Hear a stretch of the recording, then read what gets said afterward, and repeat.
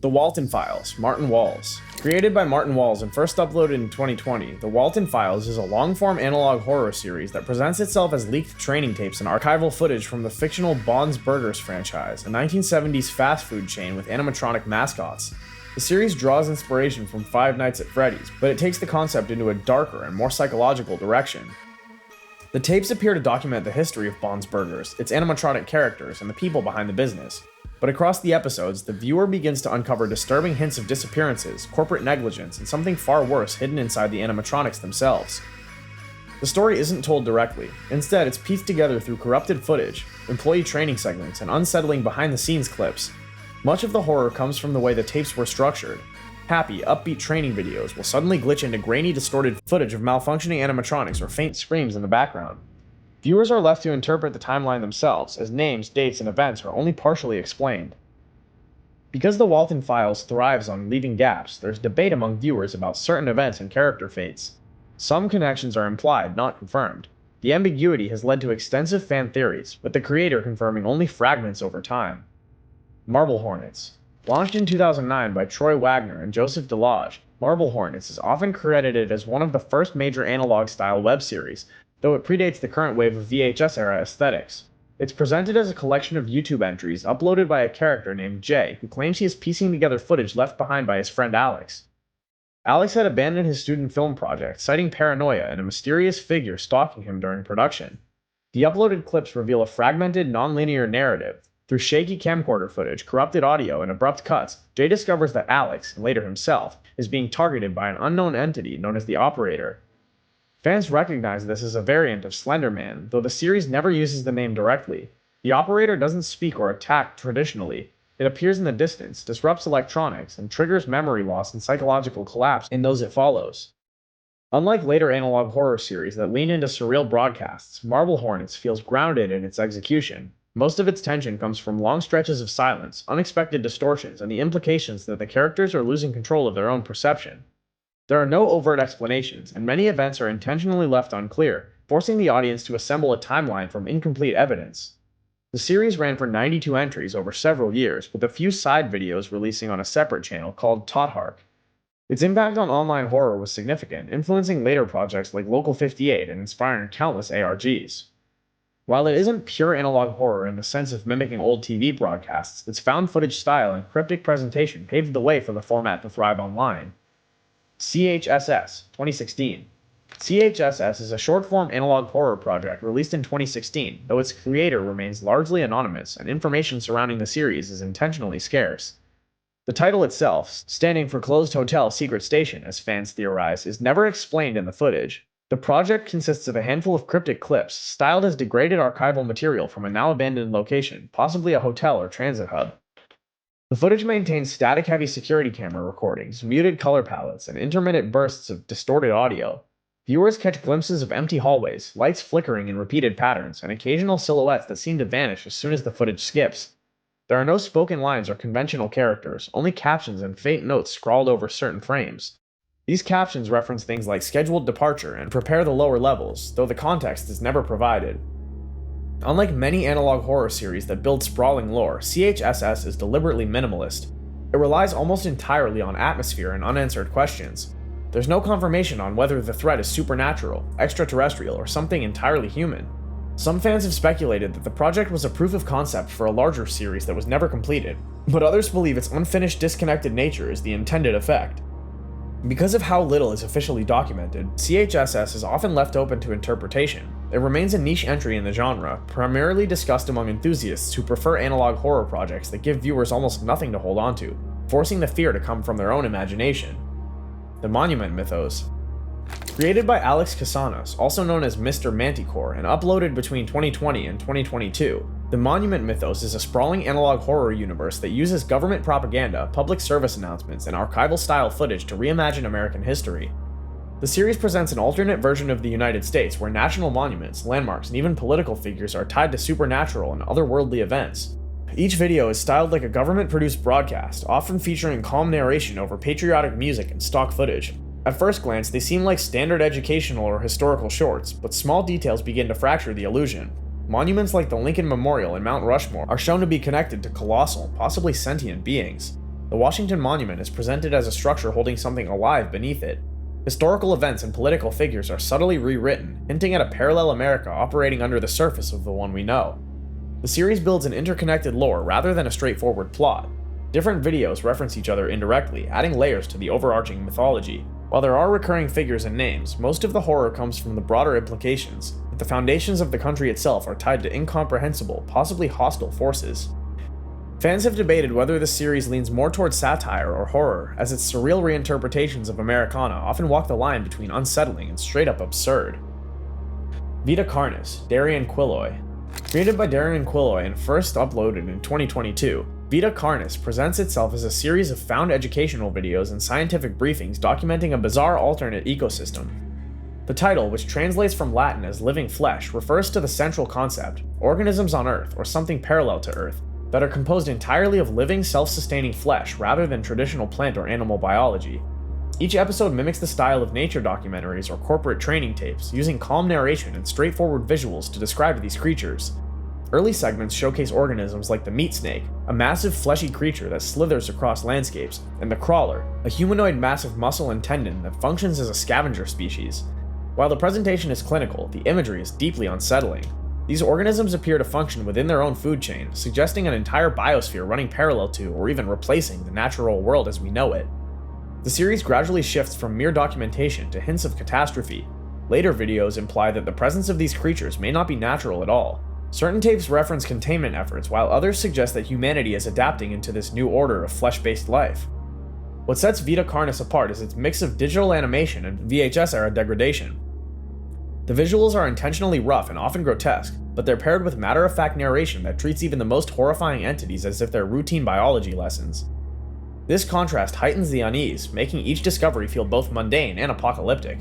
And because the series relies heavily on implication, fans debate whether Vita Carnis depicts an alternate Earth, a future timeline, or an invasion scenario. Harmony and Horror. Created by Baddington in 2019, Harmony and Horror uses the format of old VHS recordings to tell a story about cursed toys, haunted objects, and the people connected to them. The series centers on the fictional Harmony Toys Company, whose products, particularly a doll named Henry, seem to carry a lingering malignant presence. The videos mix children's programming aesthetics with sudden jarring horror, creating a clash between innocence and dread. Instead of following a single linear storyline, the series unfolds through fragmented recordings, old commercials, corrupted training videos, recovered home footage, and distorted audio logs. Some tapes show the toys behaving autonomously, others document the owners experiencing sleep paralysis, distorted visions, or unexplained injuries. The timeline is intentionally scattered, encouraging viewers to piece together how Harmony toys became entangled with supernatural forces. The presentation avoids heavy glitch effects or overuse of distortion. Most of the tension comes from subtle shifts, a voice that suddenly changes pitch, a character's movements stuttering unnaturally, or a cheerful jingle looping a second too long. When moments of horror arrive, they're abrupt and visceral, breaking the calm tone of the videos without warning. While some fan theories suggest deeper cosmic or demonic elements behind the toys, the series leaves the exact source of the horror vague. Baddington confirmed in interviews that the ambiguity is intentional, allowing the focus to remain on atmosphere and the discomfort of watching something meant for children twist into something predatory. The Children Under the House. This series surfaced in 2021 with little context about its creator. The videos revolve around a suburban home where something is living beneath the floorboards. Each entry is presented as footage recovered from different sources, camcorders, security systems, or even real estate promotional tapes that were never meant for the public. The first recordings are ordinary. A realtor shows the property, a family films their move-in, or a maintenance worker records a crawlspace inspection. In each case, oddities begin to show up. Distant whispers, faint scratching, or glimpses of small pale figures just out of frame. Later footage captures long empty hallways under the house, far larger than the building above, as if the space is extending without explanation. There are no confirmed entities for the children. In some clips they appear human, crouched or crawling in the shadows. In others, their movements are unnatural, joints bending the wrong way or limbs stretched too far. Viewers argue over whether these figures are supernatural, human experiments, or hallucinations caused by whatever energy seems to saturate the property. Unlike many analog horror series that build toward a climax, The Children Under the House avoids clear escalation. The entries remain quiet, observational, and deliberately unresolved, letting the unease come from the endless suggestion that the home itself is more alive than the people who pass through it. Midwest Angelica, K. First appearing online in late 2022, Midwest Angelica by creator K is a regional horror series presented through a mix of local television recordings, security feeds, and distorted documentary clips. The setting is the rural Midwest, where an unseen force, referred to only as Angelica, seems to be influencing both the landscape and the people living there. The videos often resemble outdated public broadcasts or regional advertisements with calm narrations and static-filled visuals that slowly reveal anomalies. Broadcasts might show small farming towns where buildings shift positions between cuts, or fields where shadows move against the wind. Occasionally, a figure resembling a woman can be seen at a distance, standing still for entire shots. She never speaks, and the footage cuts away before any interaction can occur.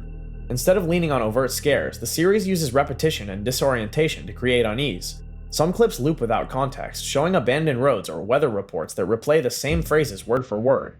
Others include sudden bursts of garbled audio that sound almost like speech, but never form recognizable words. There's no confirmed explanation for Angelica herself. Viewers speculate she could be an apparition, a collective hallucination, or even a projection from the land itself. Kay has left the series deliberately vague, focusing on mood and slow-building dread over any clear narrative. The Manurva Alliance. Debuting quietly on YouTube in 2020, the Manurva Alliance presents itself as a collection of declassified corporate and military archives, all tied to an organization known only as Manurva. The series avoids a traditional story, instead piecing together its world through training reels, security briefings, and technical demonstrations that feel authentic to the late Cold War and early digital era. The footage begins with neutral instructional content, lab walkthroughs, safety guidelines, and informational slides about research initiatives. Over time, fragments of something more disturbing emerge. Scientists in the clips mention non-local entities, and there are brief shots of large dark forms moving behind laboratory glass. Audio glitches introduce phrases like containment compromised and initiative redundancy protocols, often cut off mid-sentence by tape distortion. Most entries leave gaps where the context should be. Documents are redacted, dates are missing, and certain segments appear to replay or stutter as if the footage itself is resisting playback. A few tapes include heavily blurred silhouettes of what could be non-human shapes, though nothing is ever presented clearly enough to confirm. The lack of overt action has led to ongoing debate about the series. Some viewers interpret Manurva as a shadow corporation experimenting on interdimensional life forms. Others think the project is less about literal creatures and more about humanity's overreach into forces it doesn't understand. The creator has remained largely silent, letting the speculation grow. Hi, I'm Mary. Launched in 2016 by YouTuber Trey Watson, Hi, I'm Mary blends elements of analog horror with vlogging and psychological horror. The series is presented as the video diary of Mary, a young woman trapped inside a house that never changes. Each video documents her attempts to understand her situation, deal with the isolation, and survive the increasingly hostile environment around her.